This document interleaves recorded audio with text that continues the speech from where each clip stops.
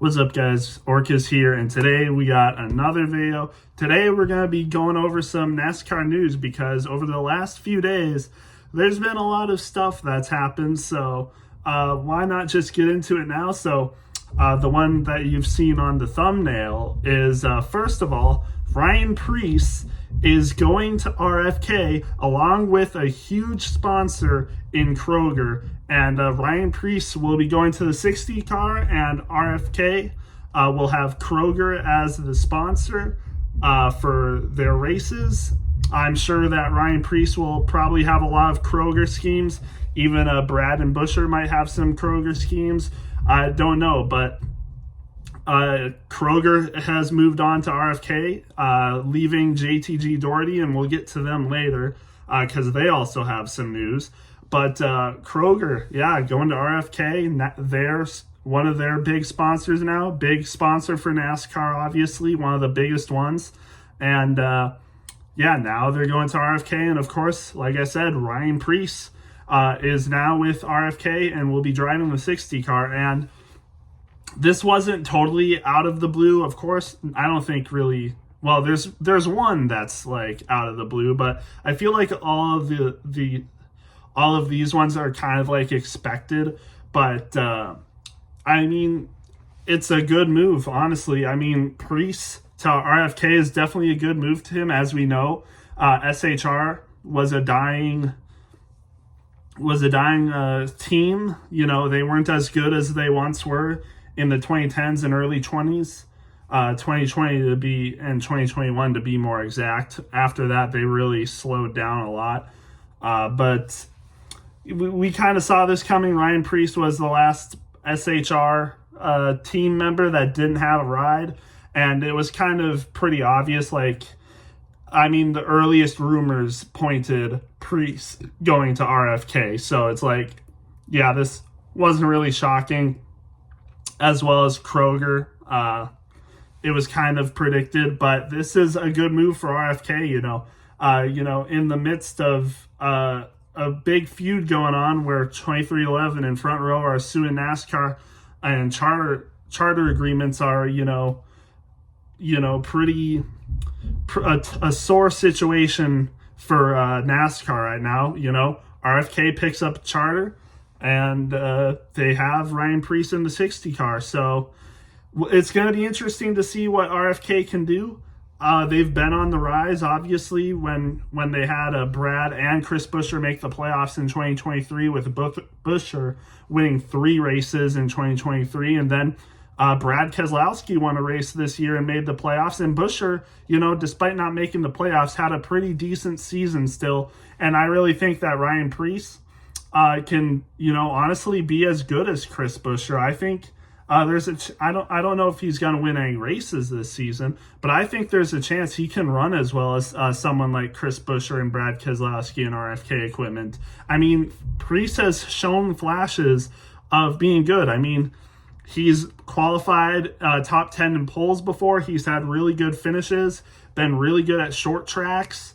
I mean, and of course, I just learned about his Truck Series and Xfinity Series racing. He did pretty good in the equipment he was given. Like, obviously, he was with, I think, Joe Gibbs Racing, if I'm not mistaken. I don't know, but he was in really good equipment in the Xfinity Series and took advantage of it. Was really good in the Xfinity Series with the equipment he was given. And I think, RFK is one of the better teams. I mean, obviously, you got Penske, you got JGR, and you got Hendrick. But then you got the secondary teams like 2311 and RFK, and to a degree Front Row even. And I think, RFK is one of the better teams in that matter. So it'll be interesting to see what Ryan Preece can do with the team. It's going to be really good for RFK's funding to have Kroger on with them. Huge sponsor. They're going to get a lot of funding from Kroger, so that's really good. And I think this is a really good move for RFK. I think they are one of the best growing teams in the sport right now. Honestly, Spire, Front Row, and RFK are, some of the teams that are growing really well. Obviously, you got the solid, teams that are going to are always going to be good for a long time with JGR, Penske, and Hendrick. But then you got the growing teams like RFK, Spire, and Front Row, and 2311 as well. And yeah, this is a good move for RFK. And speaking of another secondary team that I just mentioned, but 2311, Riley Herbst is going to be driving full-time in the Cup Series next year for 2311 in the number 35 car.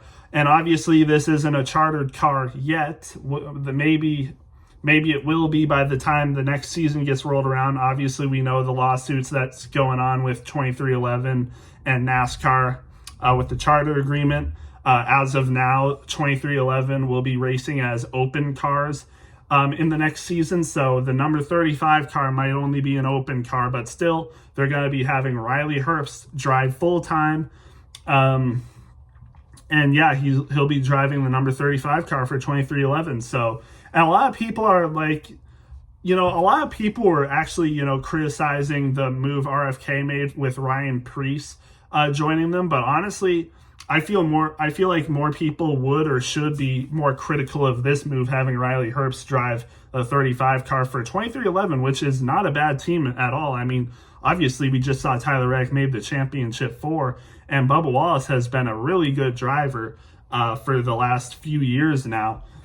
And so it's interesting to see Riley Herbst, an Xfinity Series driver that's been in top equipment for almost his whole time, just be in 2311. I mean, you had so many other options. I'd say Cam Smith was a better option than Riley Herbst, but we all know why Riley Herbst got this job in the first place. It's because he has the funding. I mean, let's be real.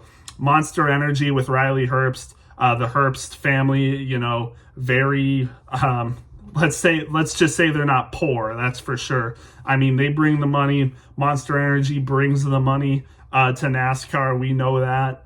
I think this was an obvious choice for the funding for 2311 to get Riley Herbst on board with Monster Energy. And who knows, maybe since he's driving in good equipment, I mean, Tyler Reddick made the championship 4 with this kind of equipment.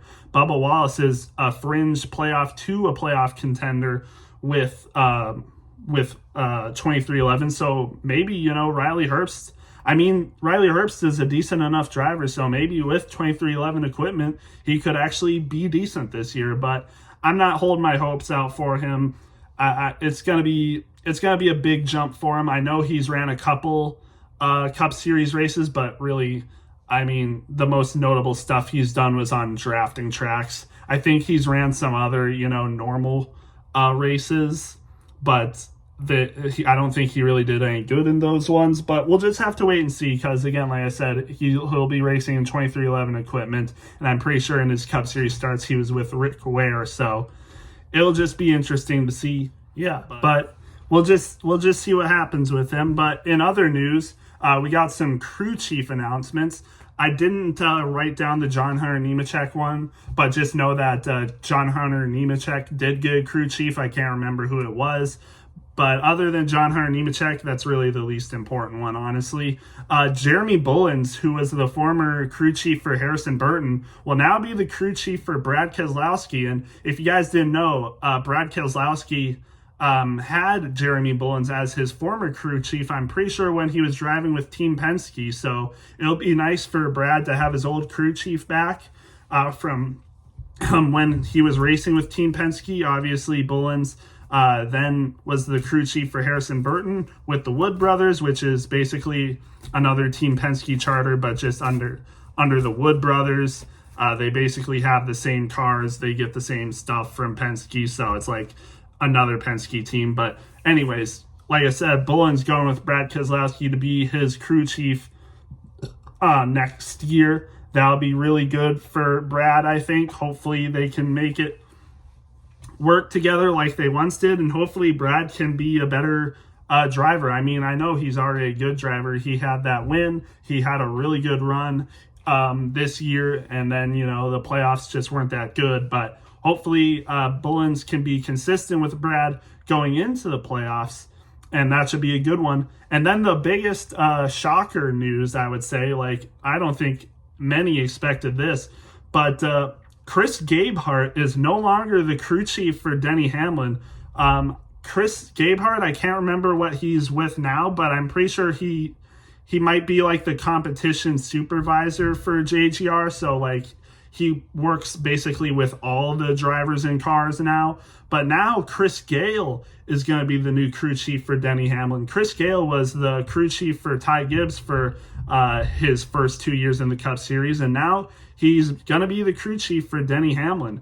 That was a shocker for many people, I would think. I mean, Gabehart and Denny Hamlin have been really good together for like the last few years. They've had so much wins together, so much success, but they haven't, they haven't had good runs in the playoffs. I mean, they've made the final four drivers the championship for like a couple times, but just no really championship success. And, for a driver like Denny Hamlin, I feel like people would expect him to have a championship for, I think people would expect him to have a championship by now, and he doesn't. And I feel like, some of the blame does need to be made on the crew chiefs. Gabehart, I mean, as good of a crew chief as he is, hasn't done enough for Denny Hamlin to be a Cup Series champion. And whether most of the blame is on Denny Hamlin, that's debatable.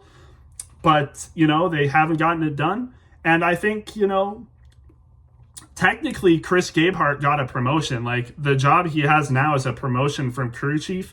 And it was no secret that the back half of this year for JGR actually wasn't that good. I think I was watching Eric Estep's video, but JGR didn't have a win since June of this year. So from June, from when they got their last win to November, they didn't have a single win. And JGR is one of the best teams in the sport. That's no question. But only 2 out of the 4 drivers had wins. Ty Gibbs didn't have a win. Everyone, I think, expected Ty Gibbs to have a win this year. I expected him to have a win this year. And I expected Truex to have wins this year, too. I think a lot of people did as well. But those two didn't have wins. Christopher Bell and Denny Hamlin did, but that was it. And then when you go to the playoffs, both Ty Gibbs and Martin Truex Jr. bounced out of the round of 16. And then none of them made the championship 4. Christopher Bell and Denny Hamlin bounced out of the round of 8. So I definitely think they needed to switch things up there. Chris Gabehart getting a promotion, I think that's a good move, honestly. While people may be shocked and might not like that Chris Gabehart is no longer Denny Hamlin's crew chief, I think his promotion will end up being an overall positive for JGR. And, Chris Gale, I'm not sure how good he'll be with Denny Hamlin, but, he helped Ty Gibbs get to the playoffs this year, so he's got to be somewhat decent, but we'll just have to wait and see. If things go bad for Denny Hamlin this year, I don't know what to do, but maybe, Chase Briscoe, Christopher Bell, and Ty Gibbs will have good seasons. We still don't know who Ty Gibbs' new crew chief is going to be, by the way. But Chris Gale with Denny Hamlin, interesting move, though. But for the last news piece, I mentioned JTG Doherty. Obviously, they lost their sponsor with Kroger. So now, because of that, JTG is no longer going to be called JTG Doherty Racing. Now, JTG Doherty Racing, they're essentially the same team. They're just having a name switch, essentially. The reason they were called JTG Doherty Racing is because the initials were of the people that belonged to Kroger. Kroger was honestly basically the entire racing team for JTG Doherty. It's like the people who are like owners of Kroger, like the people in charge of Kroger. It was their names for JTG Doherty. But now they're going to be changing their names since Kroger left. They're going to be called Hayek Racing, I think that's how you pronounce it. Hayek. I don't know how you pronounce it, but it's like a Northwestern word or something. I think it means, I'm pretty sure this word means like fast in like some sort of native language from the Northwest United States or Northwest America, but I'm not sure. But basically everything's going to stay the same. stay the same with the team, obviously, besides them losing Kroger as a sponsor and, some people leaving with that. But Ricky Stenhouse Jr. is still going to be the driver. They're still a one-car team. Nothing's really changing with them. It's just that they're changing their name. So that's really all there is to say about that. As we know, Ricky Stenhouse did get a win this year at Talladega in the fall. So that was a good move for him. So I think Hayek's biggest struggle will be to find sponsorship. But I think, Ricky Stenhouse Jr. is good enough to find sponsorship. Obviously, just won a race this year, good at super speedways, so maybe some sponsors will catch on to that and want to sponsor him. Obviously, we know he has NAS as a sponsor, NAS Energy Drinks, so he's good there. Just needs a little bit more sponsorship to fill in the gap, but I think he'll be good.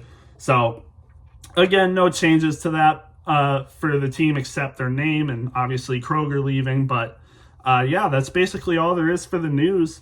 A lot of news. I'm sure there'll be more news to cover in the future. Maybe even enough to make a video next week, but we'll have to see. I'm pretty sure the NASCAR awards ceremony is going on tonight. There's already been some awards handed out. Joey Logano got the gold car trophy.